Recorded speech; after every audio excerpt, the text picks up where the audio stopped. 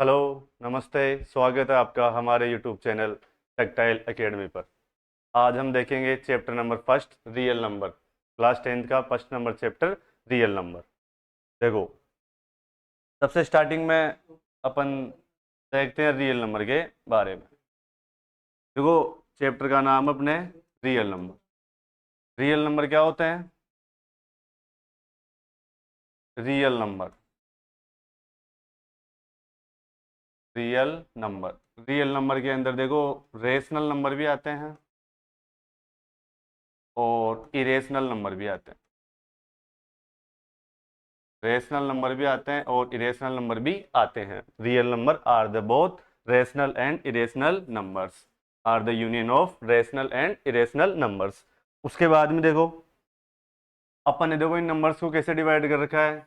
Real number, real number है। और real number को मैंने तुम्हें कहा, एक तो रेशनल नंबर। रेशनल नंबर को अपन किससे रिप्रेजेंट करते हैं? क्यों से रिप्रेजेंट करते हैं। रेशनल नंबर को किससे रिप्रेजेंट करोगे? क्यों से। और एक दूसरा डिवीजन है जो इरेशनल नंबर से। अब रेशनल नंबर को अपन नॉन इंटीजर रेशनल नंबर, और एक सेकंड हो जाएगा इंटीजर्स। ठीक है बच्चों। अब नॉन इंटीजर रेशनल नंबर में कौन कौन से नंबर आ जाएंगे? जैसे नेगेटिव नंबर भी आ जाएंगे और होल नंबर भी आ जाएंगे। होल नंबर कौन कौन से नंबर होते हैं? जो 0, 1, 2, 0, 1, 2, 3 डैश डैश डैश इंफिनिटी तक जाते हो, वो सारे नंबर्स कौन से होते हैं? रेशनल होल नंबर्स के अंदर आते हैं। यानी जिसमें जीरो भी इंक्लूड रहता है, और 1, 2, 3 सारे पॉजिटिव नंबर, और जीरो, ये सारे नंबर्स कौन से होते हैं? होल नंबर होते हैं। होल नंबर में भी डिवीजन कर रखा है। एक तो होता है जीरो, एक तो हो गया जीरो, और बाकी 1 से लेकर जो आगे नंबर है उन सबको अपन क्या बोलते हैं? Natural numbers. तो नेचुरल नंबर्स क्या होते हैं? नेचुरल नंबर्स होते हैं जो 1, 2, 3 से लेकर कहाँ तक जाए? इन्फिनिटी तक जाए। जो 1 से लेकर 2, 3, 4 और इन्फिनिटी तक जाए, वो सारे नंबर्स कैसे होते हैं? Natural numbers. इसके बाद में देखो, अपन आगे चलते हैं। अपने पास वापस आता है रियल नंबर। रियल नंबर के बारे में देखो क्या है। Real number are the union of, are the union of both rational and irrational numbers. जो रियल नंबर होते हैं वो किसका यूनियन होते हैं? Are the rational and irrational numbers. Rational number क्या होते हैं? रेशनल नंबर वो नंबर होते हैं जिन्हें अपन पी बाई क्यू की फॉर्म में रिप्रेजेंट कर सकते हैं। वो सारे नंबर जिनको अपन पी बाई क्यू की फॉर्म में रिप्रेजेंट कर सकते हैं, वो सारे अपन रेशनल नंबर होते हैं। और किसके अंदर आते हैं? ये रियल नंबर के अंदर ही आते हैं। उसके बाद में इरेशनल नंबर कौन से होते हैं? जिनको अपन पी बाई क्यू की फॉर्म में रिप्रेजेंट नहीं कर सकते, वो सारे नंबर कौन से हो जाएंगे? इरेशनल नंबर हो जाएंगे। इमेजनरी नंबर क्या होते हैं? इमेजनरी नंबर वो नंबर होते हैं जिनमें रूट के अंदर -1 यानी नेगेटिव आ जाए। रूट के अंदर कैसा नंबर आ जाए? नेगेटिव नंबर आ जाए। वो सारे नंबर कौन से होंगे? इमेजनरी नंबर होंगे। ठीक है। ये अपने 10th क्लास में नहीं है, ये अपन पढ़ेंगे कौन सी क्लास में? 11th क्लास का है। इमेजनरी नंबर कब पढ़ेंगे अपन? 11th क्लास में। बाकी ये भी इतना ध्यान रखना है, जब भी रूट में नेगेटिव नंबर आ जाए, वो सारे नंबर कौन से हो जाते हैं? इमेजनरी नंबर हो जाते हैं। फिर से देखो, रिवाइज कराता हूँ। रियल नंबर क्या होते हैं? जिनमें रेशनल और इरेशनल दोनों नंबर होते सकते हैं। और रियल नंबर जिसमें पॉजिटिव नंबर भी होते हैं, जिनमें पॉजिटिव नंबर भी होते हैं और नेगेटिव नंबर भी आ सकते हैं। जिनमें पॉजिटिव भी होते हैं और नेगेटिव नंबर भी होते हैं। और जो रेस रियल नंबर है उनको अपन क्या है? नंबर लाइन पर रिप्रेजेंट कर सकते हैं। उनको अपन नंबर लाइन पर रिप्रेजेंट कर सकते हैं। जैसे इधर की साइड -इन्फिनिटी है और इधर है +इन्फिनिटी। और यहाँ पर जैसे मैं 0 रख लेता हूँ, इधर सारे नंबर्स नेगेटिव नंबर रहेंगे और इधर सारे नंबर पॉजिटिव नंबर रहेंगे। यानी रियल नंबर को अपन नंबर लाइन पे रिप्रेजेंट कर सकते हैं, जिनमें रेशनल नंबर भी होते हैं, इरेशनल नंबर भी होते हैं, और ये पॉजिटिव और नेगेटिव दोनों नंबर्स इसके अंदर आते हैं। उसके बाद में देखो, अपन आगे चलते हैं। फिर आते हैं अपने पास होल नंबर्स। होल नंबर्स देखो क्या होते हैं। होल नंबर्स के बारे में अपन ने पढ़ लिया।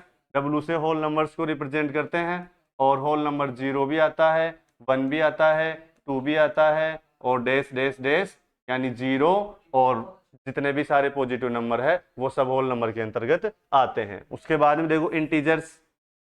इंटीजर्स को जेड या फिर आई से रिप्रेजेंट करते हैं। इसके अंदर सारे नेगेटिव नंबर भी आते हैं।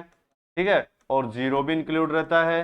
1, 2, 3 सारे इंफिनिटी नंबर। इधर माइनस नेगेटिव से लेकर प्लस नेगेटिव तक के जितने भी नंबर्स होते हैं वो सारे इंटीजर्स के अंदर आते हैं। उसके बाद में अपने पास आता है प्राइम नंबर्स। प्राइम नंबर है, फिर अपने पास कंपोजिट नंबर है, फिर अपने पास को प्राइम नंबर है। प्राइम नंबर क्या होते हैं? जिनके ओनली दो फैक्टर रहे। प्राइम नंबर क्या होते हैं? जिनके सिर्फ दो फैक्टर रहे। दो फैक्टर कैसे? जैसे मान लो मैंने यहाँ लिखा 2, तो 2 के अगर अपन फैक्टर करेंगे, फैक्टर का मतलब होता है 2 किस किस नंबर से डिविजिबल है। तो 2 किस किस नंबर से डिविजिबल है? या तो ये 1 से डिविजिबल होगा, या फिर 2 किससे डिविजिबल होगा? खुद सेल्फ नंबर से डिविजिबल होगा। इसके अलावा इसके अपने को फैक्टर नहीं मिलेंगे। यानी जिसके ओनली 2 फैक्टर रहे, ओनली 2 फैक्टर, ओनली 2 फैक्टर रहे, वो सारे नंबर कौन से होंगे? प्राइम नंबर होंगे। यानी प्राइम नंबर में ओनली 2 फैक्टर रहते हैं। जैसे मैंने 2 लिया, 2 का एक फैक्टर तो है 1 और दूसरा फैक्टर है खुद 2। उसके बाद में देखो इसके और एग्जांपल है।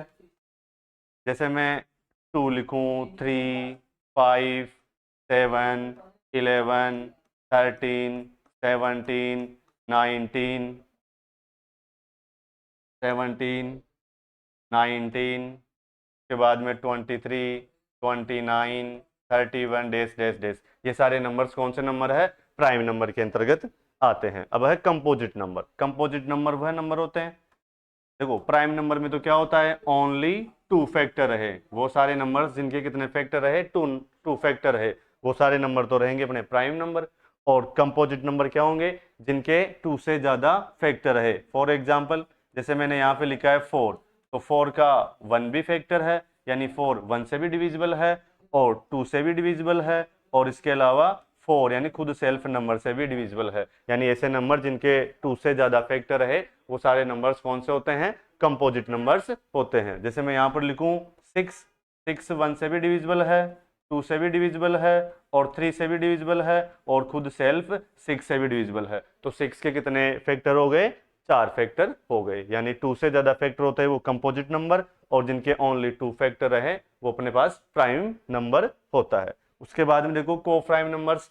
को प्राइम नंबर्स देखो क्या होता है, ये देखो पेयर में होते हैं ये नंबर। ये जो प्राइम नंबर होते हैं वो सिंगल सिंगल नंबर है, और सॉरी प्राइम नंबर कौन से नंबर है? जो सिंगल सिंगल नंबर होते हैं वो प्राइम नंबर है। और कंपोजिट नंबर भी देखो 4 और 6 सिंगल है, जबकि ये नंबर कैसे होते हैं? पेयर में होते हैं। जैसे मैं एग्जांपल लिखूं यहाँ पर, जैसे मैंने लिखा 5 एंड 6, यानी को प्राइम नंबर वो नंबर होते हैं जिनमें ओनली कॉमन क्या रहे? इनके एक ही फैक्टर कॉमन रहे, वो की है 1, है ना। देखो मैं यहाँ लिखता हूँ कंपोजिट नंबर के बारे में। कंपोजिट नंबर, कंपोजिट नंबर क्या होते हैं? जैसे मैंने यहाँ पे लिखा 5 और यहाँ मैंने लिखा 6, इसके प्राइम फैक्टर करोगे तो कितने आएंगे? 1 और 5, और इसके प्राइम फैक्टर करोगे तो आएगा 1, एक आ जाएगा 2, एक आ जाएगा 3, और एक नंबर खुद आ जाएगा 6। तो इनके प्राइम फैक्टर में सिर्फ 1 कॉमन है। यानी जिनका HCF, जिनका HCF कितना रहे? 1 रहे, उन सारे नंबर्स, वो सारे नंबर्स क्या हो जाते हैं? को प्राइम नंबर हो जाते हैं। HCF का मतलब क्या होता है? Highest common factor. Highest common factor जिनका कितना रहे? 1 रहे, वो सारे नंबर कैसे हो जाते हैं? कंपोजिट नंबर हो जाते हैं। अब देखो अपन आगे देखो, के बाद में है अपने पास fundamental theorem of arithmetic. Fundamental theorem of arithmetic क्या होती है? Fundamental theorem of arithmetic, every composite number can be written as product of primes in one and only one way. यानी अपने को जितने भी कंपोजिट नंबर है, कंपोजिट नंबर अपन ने पढ़ लिया, जिनके 2 से ज्यादा प्राइम फैक्टर हैं, वो सारे नंबर कैसे रहते हैं? कंपोजिट नंबर, है ना। तो अब देखो फंडामेंटल थ्योरम ऑफ अर्थमेटिक क्या बोलती है कि किसी भी कंपोजिट नंबर को, यानी एवरी कंपोजिट नंबर को अपन प्राइम फैक्टर की फॉर्म में लिख सकते हैं। कैसे लिख सकते हैं? जैसे मैं इसके प्राइम फैक्टर करूं, सबसे पहले 66 है, 66 के अगर मुझे प्राइम फैक्टर करने हैं तो 2 से डिविजिबल है, मैंने इसमें 2 का डिवाइड दिया, 2 का डिवाइड दिया तो कितना आ गया? 3 और 3, ठीक है। फिर मैंने इसमें 3 का डिवाइड दिया, क्योंकि 3 से डिविजिबल है, आ गया मेरे पास 11। फिर 11 में मैंने 11 का डिवाइड दिया तो कितना आ गया? 1। तो ये 66 के प्राइम फैक्टर कितने हो गए? 2 × 3 × 11। यानी एवरी कंपोजिट नंबर, प्रत्येक प्रत्येक कंपोजिट नंबर को अपन प्राइम फैक्टर की फॉर्म में लिख सकते हैं। ये इनकी प्राइम फैक्टर की फॉर्म में अपन ने लिख दिया, 2 × 3 × 11। उसके बाद में अपने पास है 420। देखो इसके प्राइम फैक्टर कितने हो जाएंगे, सबसे पहले 2 से डिविजिबल है, मैंने इसमें 2 का डिवाइड दिया, 2 का डिवाइड दिया तो कितना हो जाएगा 210। ठीक है, फिर से 2 से डिविजिबल है, मैंने इसमें 2 का डिवाइड दे दिया फिर से। ठीक है, फिर से मैंने इसमें 2 का डिवाइड दे दिया तो देखो कितना हो जाएगा 105। अब 105 आ गया। ठीक है, 105, 105 देखो 3 से डिविजिबल है, 3 का डिवाइड दे दो, 3 का जैसे डिवाइड दोगे तुम कितना हो जाएगा 3 और 5। अब 535 में देखो फिर से 5 का डिवाइड दे दो, ठीक है 7, और 7 में 7 का जाएगा तो आ जाएगा 1, यानी 420। इसके प्राइम फैक्टर कितने हो गए 2 multiply 2 multiply 3 multiply 5 multiply by 7, ये इसके क्या हो गए प्राइम फैक्टर। यानी 420 के जो प्राइम फैक्टर है वो कौन कौन से हो गए 2 मल्टीप्लाई 2 मल्टीप्लाई 3 मल्टीप्लाई 5। इसको देखो मैं एक तरीके से और लिख सकता हूँ, 2 और 2 है तो इसकी पावर में क्या कर सकता हूँ 2, और आगे हो जाएगा 3 मल्टीप्लाई 5 मल्टीप्लाई 7। अब इसके देखो आगे क्या, अब HCF and LCM using prime factorization, अपन इनके प्राइम फैक्टर करके HCF और LCM कैसे निकालेंगे। तो ध्यान दो, सबसे पहले अपन ने 66 के प्राइम फैक्टर निकाले थे तो कितने आए थे 2 मल्टीप्लाई 3 मल्टीप्लाई 11, यही आए थे इसके प्राइम फैक्टराइजेशन प्राइम फैक्टर। और 420 के जैसे अपन ने प्राइम फैक्टर निकाले थे तो आया था 2 की पावर 2 एंड 3, देख सकते हो 2 की पावर 2 3 5 और 7, 2 की पावर 2 3 5 एंड 7, ये इसके प्राइम फैक्टर आए थे। अब अपन इससे एलसीएम भी निकालना सीखेंगे और इसका एचसीएफ भी निकालना सीखेंगे। देखो सबसे पहले एलसीएम निकालने के लिए अपने को इन दोनों के कॉमन देखना पड़ेगा, यानी अपने को प्राइम फैक्टर देखने पड़ेंगे। यहाँ पर एक तो प्राइम फैक्टर है सबसे छोटा तो 2 है, तो 2 में मैक्सिमम पावर लेनी है, हर प्राइम फैक्टर की अपने को यहाँ से मैक्सिमम पावर लेनी है। अब यहाँ पर 2 है और यहाँ पर 2 की पावर 2 है, तो दोनों में मैक्सिमम कौन हुआ 2 की पावर 2। एक तो मैंने ले लिया क्या 2 की पावर 2, के बाद में देखो 3 और 3 में देखो मैक्सिमम दोनों इक्वल है तो 3 ले लिया, 5 में देखो एक जगह 5 है, एक 7 ले लिया, 7 सबकी मैक्सिमम पावर लेनी है अपने को, सबकी मैक्सिमम पावर कितनी है 111 है। अब इनको मल्टीप्लाई कर लो, ये हो गया 2 multiply 2 multiply 3 multiply 5 multiply 7 multiply 11, इनको तुम मल्टीप्लाई करोगे तो आ जाएगा 4320, तो मल्टीप्लाई करके देख सकते हो। उसके बाद में जैसे ही मैं इनका एचसीएफ निकालना है, एचसीएफ निकालने का क्या मेथड है, इन दोनों में अपने को क्या देखना है कॉमन मल्टीपल देखना है। क्या देखना है अपने को कॉमन मल्टीपल। अब जैसे 66 के प्राइम फैक्टर निकाल लेते तो कितना आया था 2 मल्टीप्लाई 3 मल्टीप्लाई बाई 11, और 420 के अपन ने जैसे ही प्राइम फैक्टर निकाल लेते तो क्या क्या निकल कर आया था 2 multiply 2 multiply 3 multiply 5 multiply by 7। अब इनमें अपने को कॉमन देखना है, तो कॉमन कौन कौन से हो जाएंगे, जैसे एक तो कॉमन हो गया 2, तो इसके और एक अपने पास और कॉमन दिख रहा है 3 भी कॉमन है, इसके अलावा कोई नंबर कॉमन नहीं है, तो इसका जो एचसीएफ है वो क्या निकल कर आ जाएगा 2 मल्टीप्लाई 3 यानी 6, एचसीएफ तो हो गया 6 और एलसीएम हो जाएगा 4620। ऐसे अपने को एचसीएम भी निकालना है और एलसीएम भी निकालना है। ठीक है, नेक्स्ट अब देखो अपने पास रिलेशन है बिटवीन एचसीएफ एंड एलसीएम, दोनों के बीच में क्या रिलेशन होता है, तो एलसीएम एंड एचसीएफ दोनों को मल्टीप्लाई करने पर क्या आता है फर्स्ट नंबर और सेकंड नंबर को मल्टीप्लाई करने पे जो नंबर आता है, सेकंड नंबर को मल्टीप्लाई करने पे जो आता है वो एचसीएफ और एलसीएम को मल्टीप्लाई करने पे आता है। यहाँ पर देखो फर्स्ट नंबर अपने पास, जैसे मैं फॉर एग्जांपल बताऊं 66 लिख रखा है, ये तुम्हें फॉर्मूला याद रखना है, first number and second number का मल्टीप्लाई करोगे तो क्या आ जाएगा अपने पास एचसीएफ मल्टीप्लाई बाई एलसीएम। ठीक है, जैसे फर्स्ट नंबर अपने को 66 दे रखा है और सेकंड नंबर अपने को जैसे दे रखा है 420। ठीक है, दो नंबर दे रखे अपने को, और इनका जैसे मान लो एचसीएफ कितना आ गया 6। अब अपने को क्या निकालना है एलसीएम निकालना है, तो यहाँ से अपने पास फॉर्मूला क्या है LCM multiply by HCF equal to first number and second number. तो यहाँ से अगर एलसीएम निकालोगे तो कितना आ जाएगा first number multiply by second number और इसमें देखो यहाँ पर एलसीएम के साथ में मल्टीप्लाई में एचसीएफ है, इधर मल्टीप्लाई में है, इधर जाएगा तो किस में हो जाएगा, डिवाइड में हो जाएगा। तो ये डिवाइड में आ गया। यहाँ से देखो एलसीएम कितना निकल कर आ जाएगा, फर्स्ट नंबर कितना है 66, ये है 420, और अपॉन में कितना आ जाएगा 6। अब 6 देखो, 6 का डिवाइड 6 में दिया तो आ गया 1, और 6 का डिवाइड 66 में दिया तो आ गया 11। अपने पास एलसीएम कितना आ जाएगा 11 मल्टीप्लाई बाई 420। जैसे इसको मल्टीप्लाई करोगे तो तुम्हारे पास एलसीएम निकल कर आ जाएगा 4620। ऐसे अपने को एलसीएम और एचसीएफ दोनों निकालने आने चाहिए। ठीक है, उसके बाद में देखो आगे क्या है नेक्स्ट। देखो इसमें एक चीज और है, अपने को यहाँ से सबसे इंपॉर्टेंट क्वेश्चन इस चैप्टर का ये बनता है। जैसे क्वेश्चन आता है तो में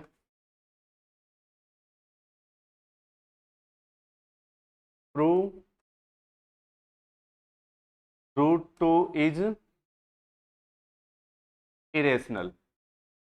अपने को √2 को कैसा प्रूव करना है, इरेशनल नंबर प्रूव करना है। इरेशनल नंबर अपन जानते हैं जिनको अपन पी बाई क्यू की फॉर्म में रिप्रेजेंट नहीं कर सकते, वो सारे नंबर्स कैसे होते हैं, इरेशनल नंबर होते हैं। तो अपने को √2 को किस में प्रूव करना है कि ये नंबर इरेशनल नंबर है। ठीक है, अब जैसे अपन √2 को करने का तरीका है इरेशनल, वैसा ही √3 से, वैसा ही √5 है, इन तीनों का सेम तरीका है और तीनों अपने बुक में दे रखे हैं। तो अपने को सीखना है, जैसे √2 को सीखोगे वैसा का वैसा ही काम √3 और √5 में करना है। ठीक है, देखो क्या प्रोसेस है, अपने को इरेशनल प्रूव करना है तो मैं इसके कंट्रोवर्सी में दूसरा इसको रेशनल नंबर लेट कर लेता हूं, और रेशनल नंबर लेट करके फिर मैं इसको इरेशनल नंबर प्रूव करने वाला हूं। देखो let us assume contrary that √2 is rational। मैंने क्या किया है, √2 को रेशनल लेट कर लिया है। अगर ये रेशनल नंबर है तो मैं √2 को कैसा लिख सकता हूं, पी बाई क्यू की फॉर्म में लिख सकता हूं, यानी इसको a पॉन बी की फॉर्म में लिख सकते हैं। अगर √2 मैंने मान लिया कि ये रेशनल नंबर है तो अपन इसको पी बाई क्यू की फॉर्म में लिख सकते हैं। तो मैंने √2 के इक्वल में a एंड b मान लिया, where a and b are integers. ठीक है, a और b, या फिर मैंने जैसे मान लो a and b are coprimes, a and b are coprime number. मैंने a और b को क्या मान लिया, को प्राइम नंबर मान लिया। को प्राइम नंबर का मतलब क्या होता है, को प्राइम नंबर का मतलब है इन दोनों a और b का जो एचसीएफ है, a और b का जो क्या है एचसीएफ, को prime number.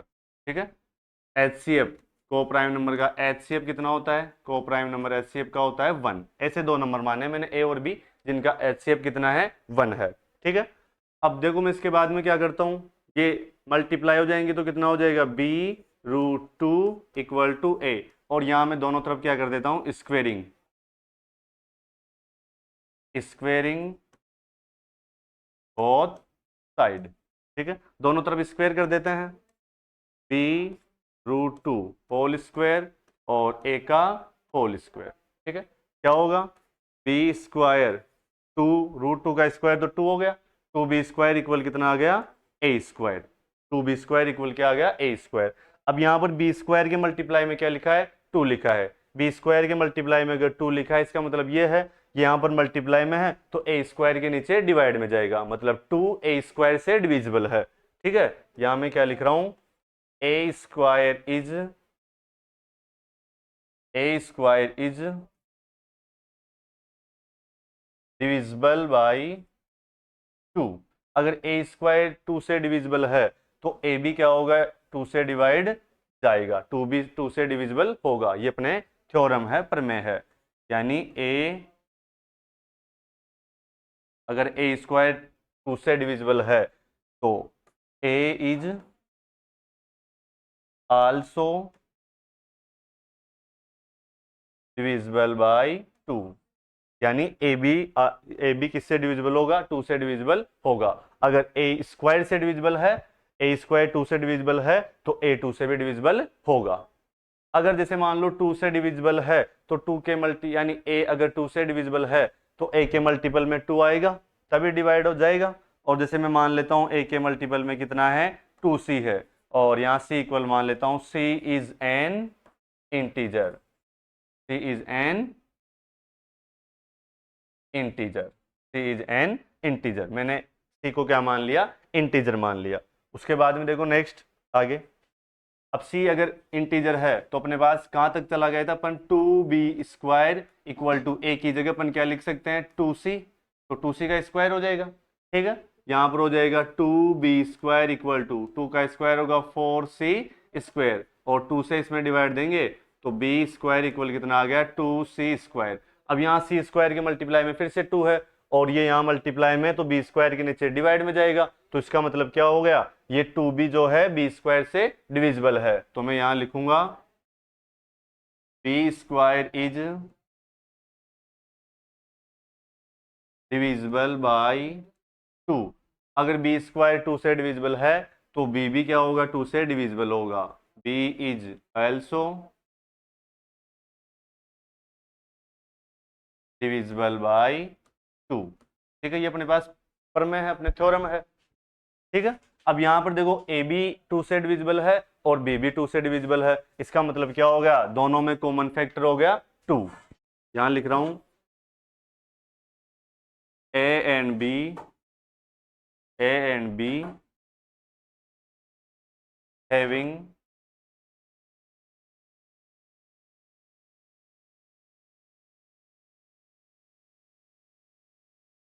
Having common factor 2। A and B having common factor 2। अपन ने स्टार्टिंग में ए और बी को कैसे माना था, अपन ने स्टार्टिंग में ए और बी को माना था कि ए और बी कैसे हैं, एचसीएफ उनका 1 है, मतलब उनमें सिर्फ कॉमन फैक्टर 1 है। पर अपने पास देखो आगे सोल्व किया अपन ने तो ए and B having common factor 2, यानी जो 2 है वो ए से भी डिविजिबल है और 2 है जो बी से भी डिविजिबल है। तो ये जो 2 है इसका ए एंड बी का क्या हो जाएगा, कॉमन फैक्टर हो जाएगा। तो जो अपन ने कल्पना करी थी, जो अपन ने इमेजिनेशन किया था, वो अपना क्या है, रॉन्ग हो गया है। तो मैं लिखता हूं so this this contradiction is arisen because of our wrong assumption,